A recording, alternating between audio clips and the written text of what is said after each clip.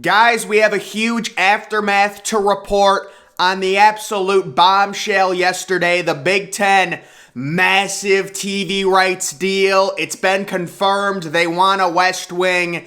They're probably getting Oregon, Washington, maybe Notre Dame, and Stanford as well. What is the reaction from the Big 12? What is the reaction from the Pac-12? We've got the new intel. You can see what the Big Ten's new TV deal means for college football, realignment, and expansion. And this is just a quick thing I wanted to show everyone. It says, will you need a subscription to a streaming service to watch games? Potentially. So that's not good news. Peacock, yeah, so guys, it says Peacock has 4 exclusive conference matchups and 4 non-conference matchups starting in 2023. So that's their deal with the Big Ten. I just wanted to let everyone know. And yes, you will need a subscription. They're going to make you pay for it. They paid, a bunch of money with NBC to be able to have these games.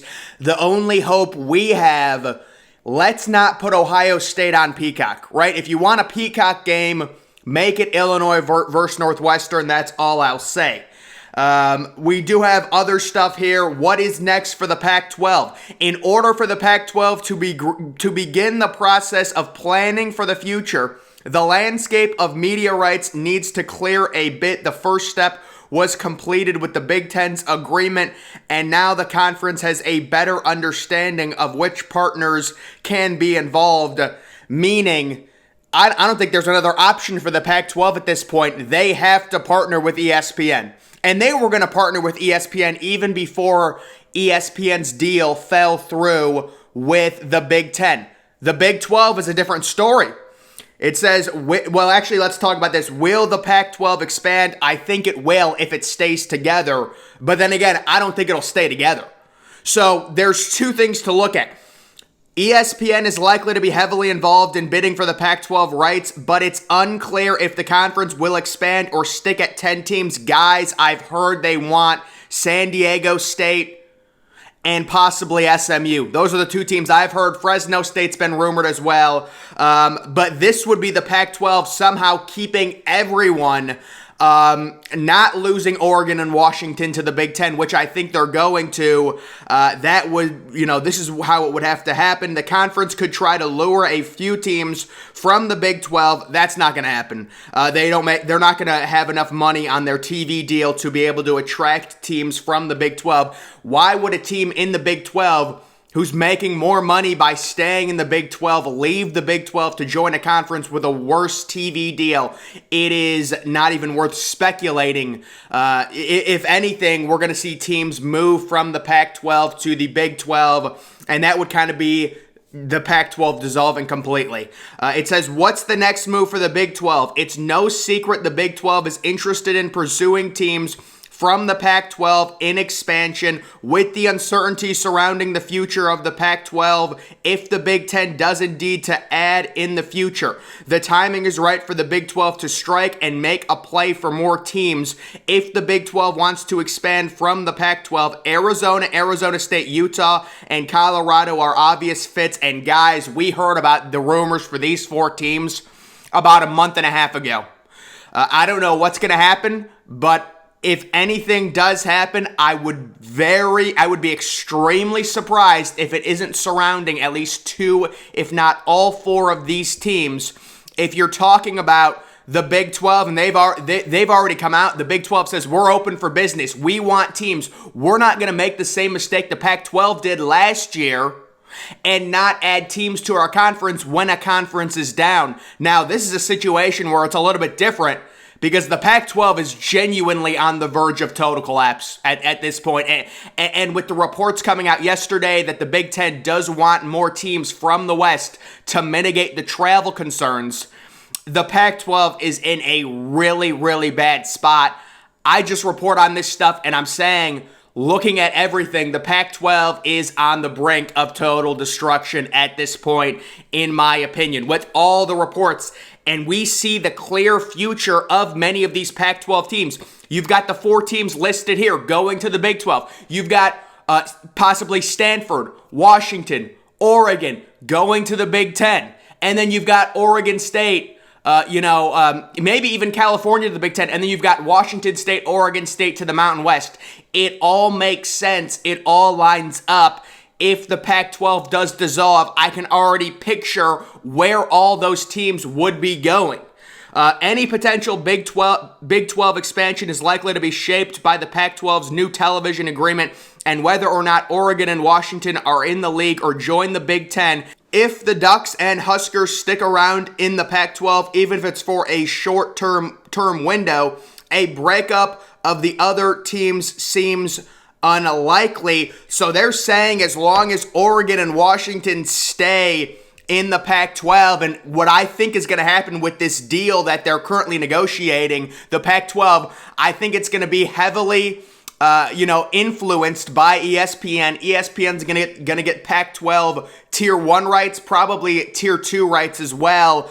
And we're gonna see Oregon and Washington want there to be stipulations on this TV deal and on this grant of rights that they can leave the conference at pretty much any time and face zero to no exit fee.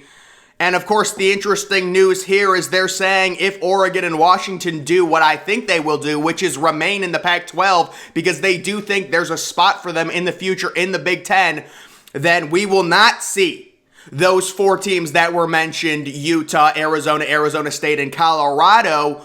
We will not see those four teams at this time join the Big 12. They're saying Oregon and Washington are going to trigger the Pac-12's collapse if and when Oregon and Washington head off to the Big Ten.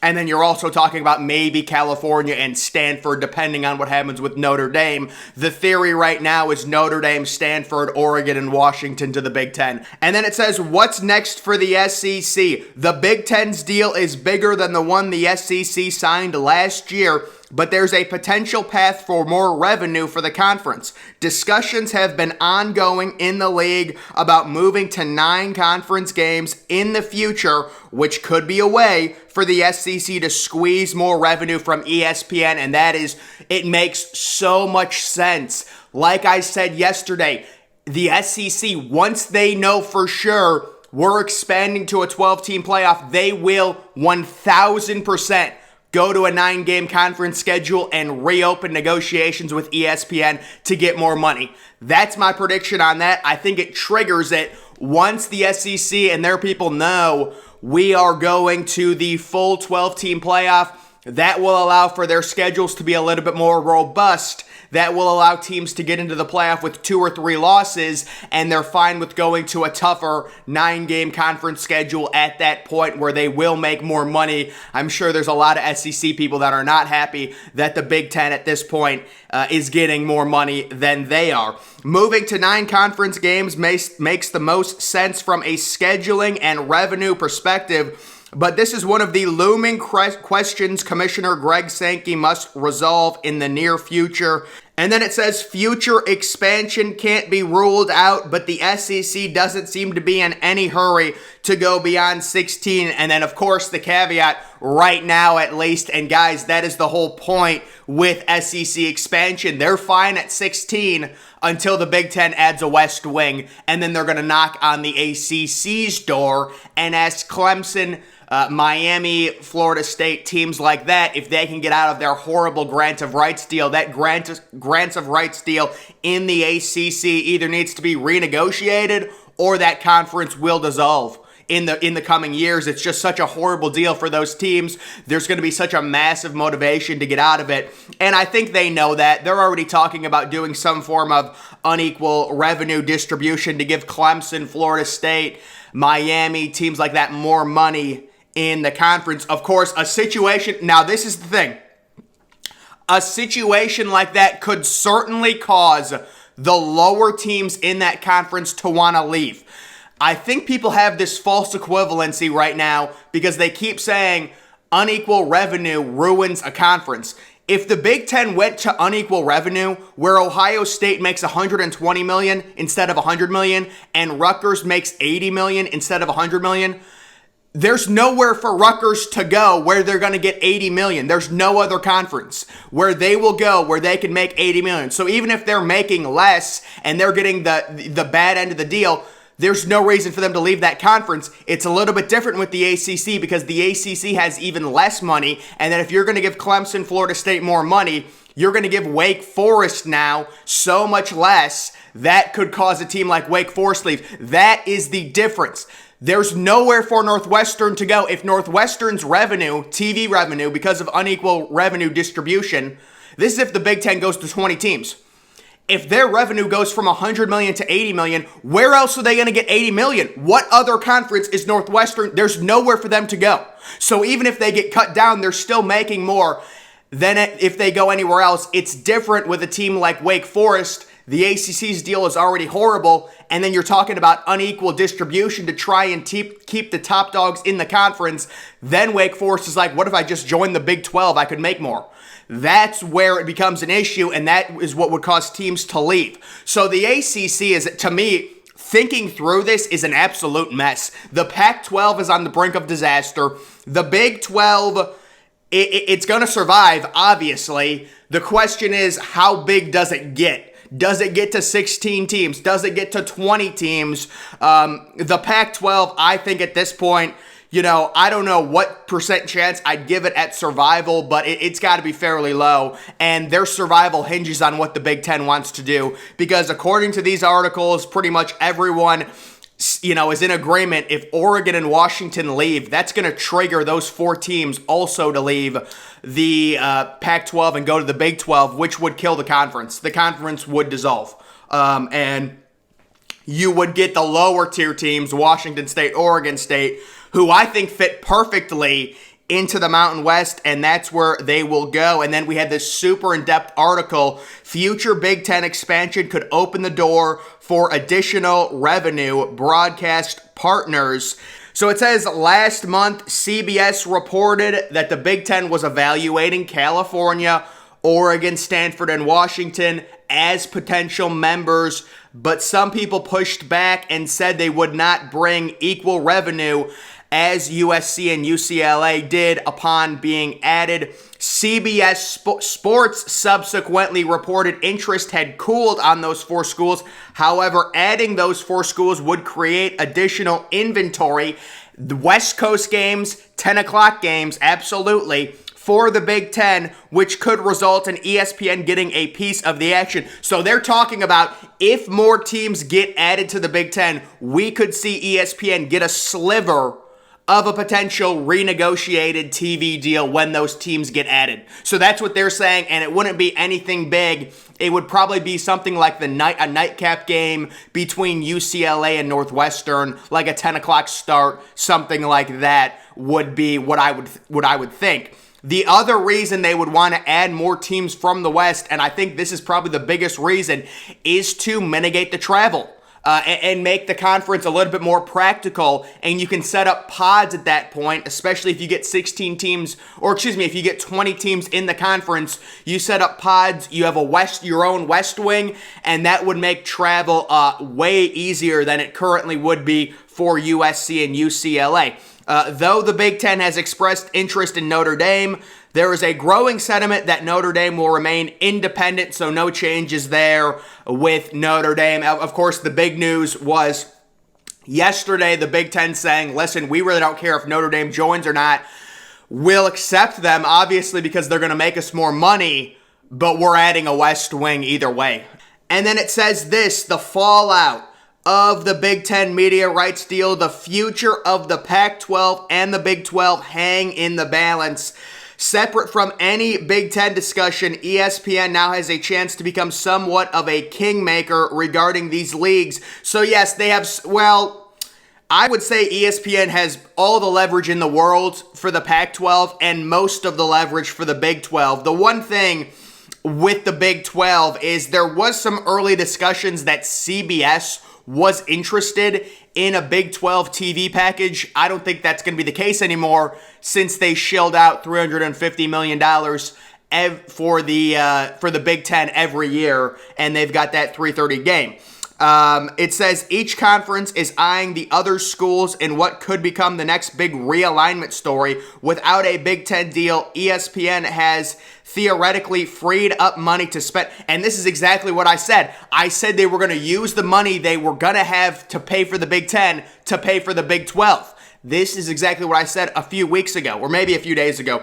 The Pac-12 is desirable because ESPN would not have any other valuable fourth window, of course, after 10 o'clock games. That's why the Big Ten wants the West Wing. There is some feeling in the industry that if the Big 12 doesn't strike now and snag some Pac-12 teams, the opportunity might be lost. This is their window. One insider said of the Big 12, if they can't do it now, I would think the Pac-12 is going to find their financial situation.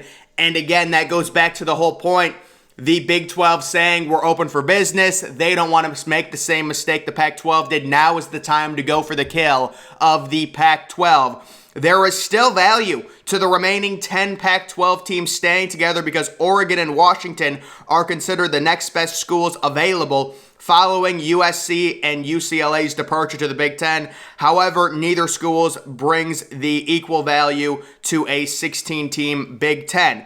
But in the Pac-12, they have plenty of leverage. That has led to speculation Oregon and Washington could agree to stay in a reconstructed Pac-12 with an uneven revenue distribution, paying the Ducks and Huskers more than other programs. So guys, I think that would be another one where it would be a complete disaster if that happens. If they do the unequal revenue sharing in the Pac-12, they're not going to have enough money to keep California, Arizona State, and Colorado, and those four teams, most certainly, if they're getting less, those four teams will certainly go to the Big 12. So this is not a good situation for the Pac-12 at all because, you know, Oregon and Washington have all the leverage, but if you pay them more and you pay a team like Colorado and Arizona less, Colorado and Arizona have options, and they can just join the Big 12 where they would make more money.